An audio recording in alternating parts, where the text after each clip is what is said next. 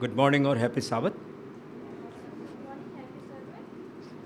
आज का मिशन समाचार ये आता है पूर्व मध्य अफ्रीका डिवीज़न से, ईस्टर्न सेंट्रल अफ्रीका डिवीज़न से।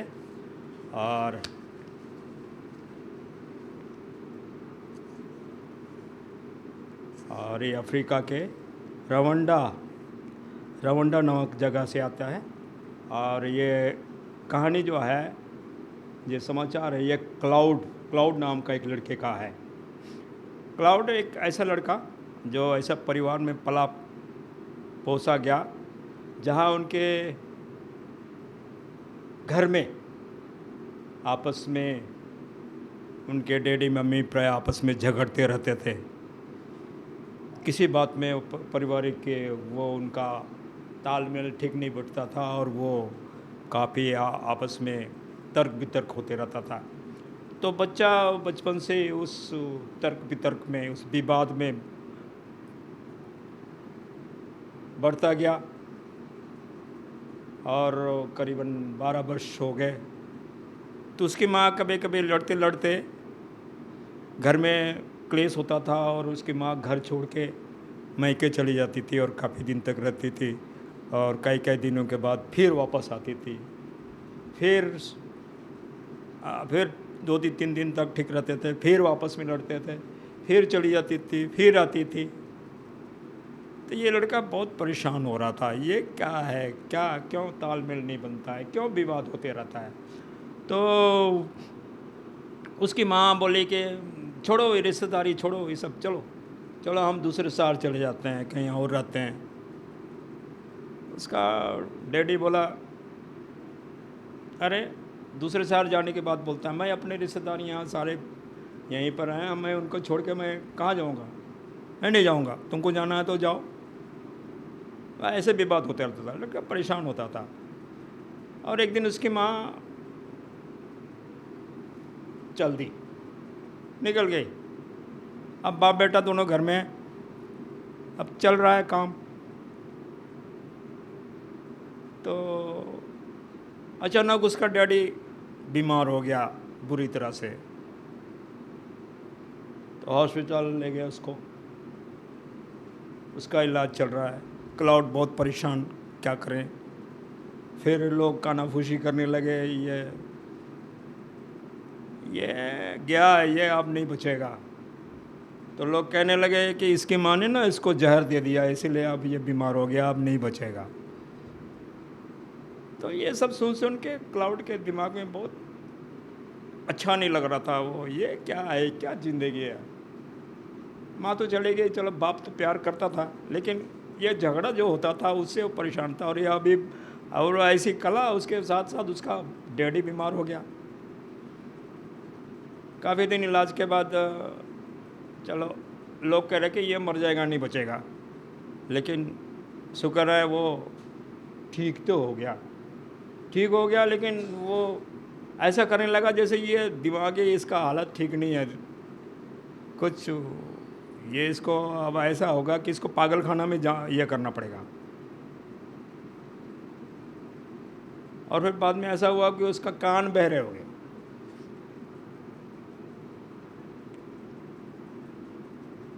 कान भी बहरे हो गए, लेकिन चलो ठीक हुआ। लेकिन वो अब चलो बाप बच गया, मरने से बच गया, लोग खुशी मनाने लगे। और उसी बात में वो लोग, वो इसकी माँ कह रहे थे ना, इसकी माँ ने ना इसको कुछ कुछ कर दिया, इसको जार वार दे दिया। आपस में एक दूसरे से कानाफूसी करने लगे। तो आखिर उसकी माँ तो फिर वो तलाक लेके चली गई थी। तो बाप क्या करता, बेटा को लेके बाप को बोला कि जाओ दादी घर में रहना, तुम जाके वहाँ पे रहना, वहीं पे दादी घर के कहाँ चला गया। फिर उसके डैडी ने क्या किया, अब अकेले है, उसने दूसरी शादी कर ली।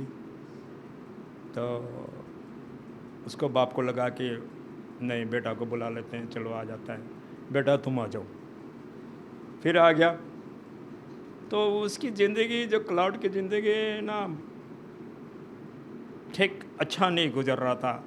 और उस उम्र में वो फिर जब घर में क्लेश है तो बाहर भी बेचैनी, तो दोस्ती यारी थोड़ा उसका फिर उसी तरह से हो गया, फिर पीने खाने लग गया बेचारा। वो थोड़ा थोड़ा पीते पीते वो जिसको सादरी में बोलते हैं ना, टिपा टिपा से डूबा हो जाता है। कहने का मतलब है वो जो बर्तन होता है ना, उसको सादरी में बोलते हैं डूबा, है ना। तो टिपा टिपा मैंने बूंद बूंद, बूंद बूंद से अगर जो शुरू करता है बाद में जाके डूबा हो जाता है, वो फिर शराबी हो जाता है। वो क्लाउड का वही हालत हो गया, वो शराबी हो गया। और वो और उसका शराबी होने का कारण घर की क्लेश थी, और वो बाद में करते करते वो नशेड़ी बन गया, आदत हो गया, आदत नशे में डूबा रहता था। 12 साल का लड़का कितना होगा, वही अभी टीनेज में था। तो एक दिन ऐसे पिया हुआ था, तो सड़क से होके जा रहा था, थोड़ा थोड़ा बहुत ज़्यादा मैंने नशे में ही था। तो एक लड़का जा रहा है, तो उसके हाथ में एक किताब देखा। किताब देखा तो उसमें स्वर्गदूत के फ़ोटो लगे हुए हैं, 3 स्वर्गदूत हैं। सफ़ेद किताब है, उस एक किताब है उसमें सफ़ेद रंग के वो स्वर्गदूत हैं, और वो खड़े हैं। तो उसको उसमें देखा कि ये हेडिंग सा देखा, उसमें महान विवाद, ग्रेट कंट्रोवर्सी। तो उसका ज़िंदगी तो कंट्रोवर्सी में बीत रहा था, और ये महान विवाद क्या है, और महान विवाद में स्वर्गदूत खड़े हैं, ये क्या बात है। उसका दिल में थोड़ा सा जिज्ञासु पैदा हुआ। वो फिर उसको उसने पूछ बैठा। लिखा है किताब के कवर पर सफ़ेद रंग में स्वर्गदूत की तस्वीर थी, और वो उसको द ग्रेट कंट्रोवर्सी शीर्षक से क्लाउड चकित हो गया। वह जानता था कि विवाद शब्द का अर्थ असहमति, मैंने विवाद कहने का मतलब जब सहमति नहीं है तो विवाद तो खड़ा ही होगा, ही है वो, ये असहमति तर्क। उन्होंने क्या असहमति और तर्क देखे थे अपनी ज़िंदगी में, घर में। तो ये लिखा है कि यदि पुस्तक एक महान तर्क के बारे में थे, तो उसने सोचा सफ़ेद रंग के स्वर्गदूत क्यों थे, और उसको जानने की इच्छा हुई। क्या मैं अपनी किताब उधार ले सकता हूँ, उससे पूछा उस लड़के से। तो लड़का देख सकता था कि क्लाउड वो मस्ती में है, नशे में है। उसने उसकी बात मानी। फिर उसको बोला कि यदि तुम पछतावा करते हो और अपने इन स्वर्गदूतों को की तरह खड़े हो गए जिन्हें कब्र पर देखते हैं, तो तुम भी खड़े हो सकते हो, जैसे ये स्वर्गदूत खड़े हैं ना, ऐसे तुम भी खड़े हो सकते हो। यदि आप पछतावा करते तो आप यीशु की उपस्थिति में खड़े रह सकते हो, और जब हम उसकी महिमा में जब वो अपनी महिमा में वापस आएगा। लड़के के शब्दों से क्लाउड को वो उसको बोला, तो वो कभी सुना नहीं था। तो अरे ऐसा भी हो सकता है, उसको ऐसा लगा जो कोई बिजली का करंट का झटका लगा। और हैं, मैं तो इतनी उम्र तक तो वैसे तर्क वितर्क विवाद में ज़िंदगी बिताया।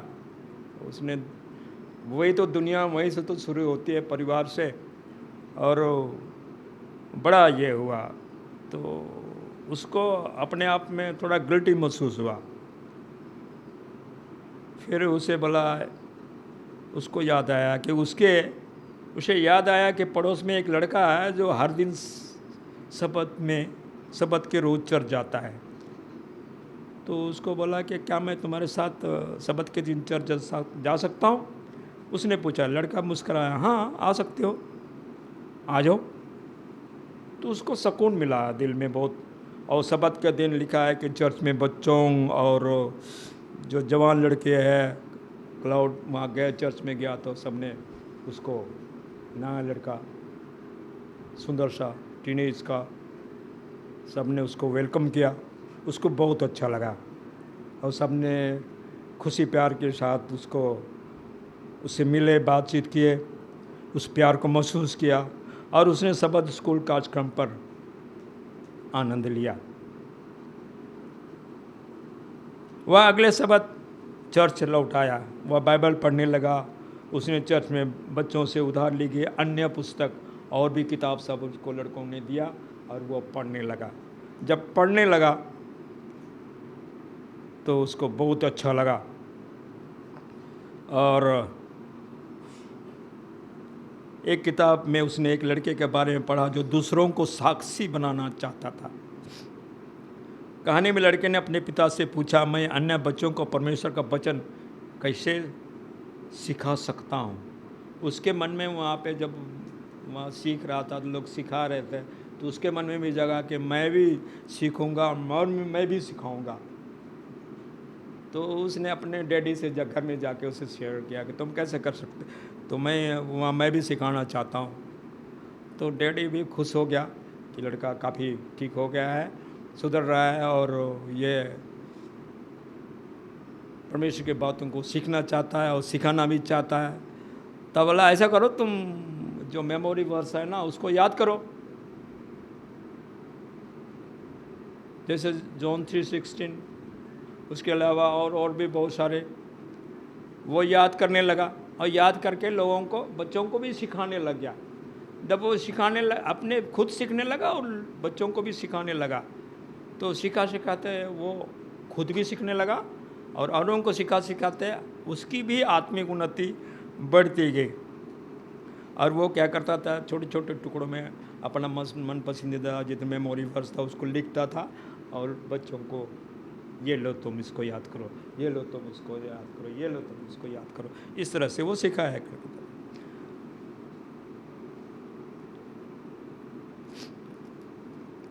और लिखा है कि क्लाउड का यह विचार पसंद आया और उसने तुरंत अपने पसंदीदा पदों को कागज के टुकड़ों पर लिखना शुरू कर दिया और उन्हें अन्य बच्चों को देना शुरू कर दिया। जल्द ही उनमें से कुछ बच्चे क्लाउड के साथ उसके पड़ोस में जितने इधर उधर जो थे बच्चे, वो भी उनको भी अच्छा लगने लगा और वो लोग भी उनके साथ चर्च में जाने लगे और उन्होंने बहुत सारी बातों को सीखा। और एक दिन ऐसा हुआ कि उनमें से 4 बपतिस्मा द्वारा यीशु को अपने हृदय में उन्होंने जगा दिया। लिखा है कि आज क्लाउड 15 वर्ष हाई स्कूल का छात्र है। 12 वर्ष तक तो नशेड़ी था और उसके बाद इधर संगति ऐसी मिली, ऐसे मुलाकात हुआ और उन चीज़ों को सीखा और अभी वो 15 साल का हो गया है और वो हाई स्कूल का स्टूडेंट है और वह अभी बाइबल की आयतें देता है। कहता है कि मैं यीशु से प्यार करता हूँ। वह कहता है क्रूस के कारण मैं अब जानता हूँ कि यीशु ने मुझे क्षमा कर दिया है और मैं उसका धन्यवाद करता हूँ। जब मैं यीशु के दूसरे आगमन की तैयारी कर रहा हूँ तो मैं परमेश्वर के वचन को साझा करता रहूँगा। और उसने प्रतिज्ञा करता है कि यीशु मसीह के आने तक मैं उसके वचन को लोगों के साथ भी मैं सीखूँगा भी और लोगों के साथ भी साझा करूँगा। और उसका अब वो विवाद जो था वो पीछे छूट गया, अब वो परमेश्वर के साथ जुड़ गया। लिखा है अगले शब्द, स्कूल मिशन दान के लिए धन्यवाद जो रवांडा और दुनिया भर में यीशु की जल्द वापसी के बारे में खुशखबरी फैलाने में मदद करेगी। धन्यवाद।